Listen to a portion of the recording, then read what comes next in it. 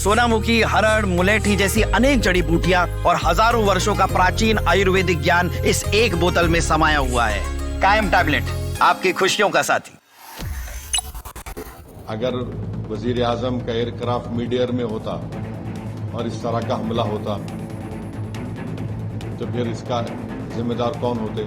कि क्या नेतन्याहू ने उनको ये बताया था कि इजराइल ईरान पर हमला करने वाला है?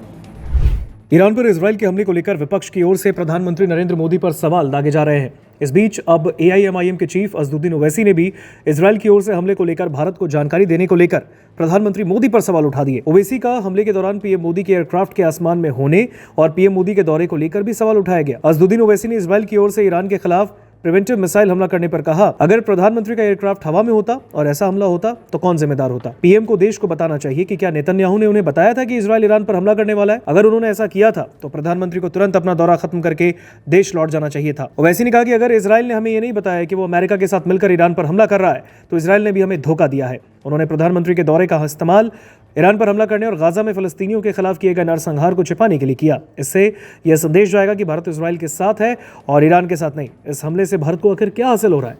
क्या कह रहे हैं असदुद्दीन ओवैसी, सुनिए। इजराइल का दौरा करने के लिए अगर वजीर आजम का एयरक्राफ्ट मीडियर में होता और इस तरह का हमला होता तो फिर इसका जिम्मेदार कौन होते? और वजीर आजम को, प्रधानमंत्री को देश को बताना है कि क्या नेतन्याहू ने उनको ये बताया था कि इजराइल ईरान पर हमला करने वाला है? और अगर बताया था तो फिर वजीर आजम को चाहिए था कि वो फौरन, प्रधानमंत्री को चाहिए था कि फौरन अपना इजराइल का दौरा खत्म करके देश को वापस आते। मैं इसलिए कह रहा हूं कि अटल बिहारी वाजपेयी 1979 में चाइना गए थे और जब वियतनाम पर हमला हुआ अटल बिहारी वाजपेयी वापस आ गए देश को। और अगर इजराइल ने नहीं बताया कि वो यूएस के साथ मिलकर ईरान पर हमला कर रहा है तो फिर ये तो इजराइल ने हमको धोखा दिया। देश के 133 करोड़ जनता को इजराइल ने, भारत की, धोखा दिया है, बिट्रे किया है। उन्होंने प्रधानमंत्री के विजिट को इस्तेमाल किया है ईरान पर अपने वल्गर अटैक के लिए, और उन्होंने प्रधानमंत्री के विजिट को इस्तेमाल किया है ईरान पर हमला करने के लिए, और जो जेनोसाइड उन्होंने फलस्तीनियों का किया है गाजा में उसको कवर अप करने के लिए।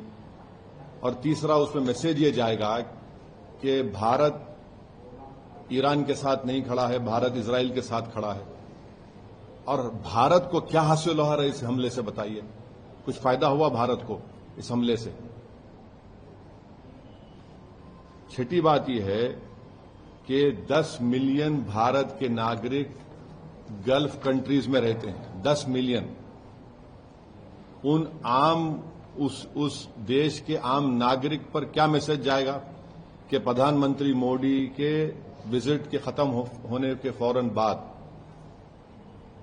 इजराइल ने ईरान पर हमला किया। अब आप देखिए, बहरीन में हमला हो गया, कतर में हमला हो गया, हाँ, सऊदी अरेबिया पे हमला हो सकता है। तो ये वहां की जनता को हम क्या पैगाम दे रहे हैं? हम तो हमेशा न्यूट्रल थे।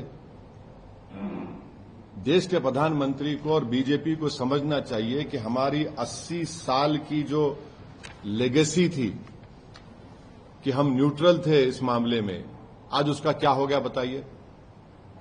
और फिर बहुत गलत मैसेज गया है तमाम ये गल्फ कंट्रीज को, चाहे बहरीन हो, कतर हो, इराक हो। और हम जानते हैं कि कतर होस्ट कर रहा था कि सीज फायर हो गाजा में, इजराइल ने वहां पर हमला कर दिया, बॉम्बिंग की। इसमें भारत का बेनिफिट क्या है बताइए?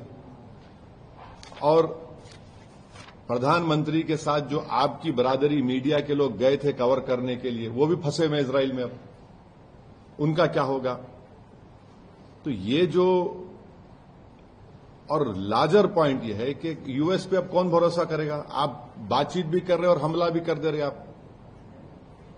तो ये सवालात हैं जिससे देश के प्रधानमंत्री को बरसर इख्तियार जमात को, बीजेपी को इसका जवाब देना पड़ेगा।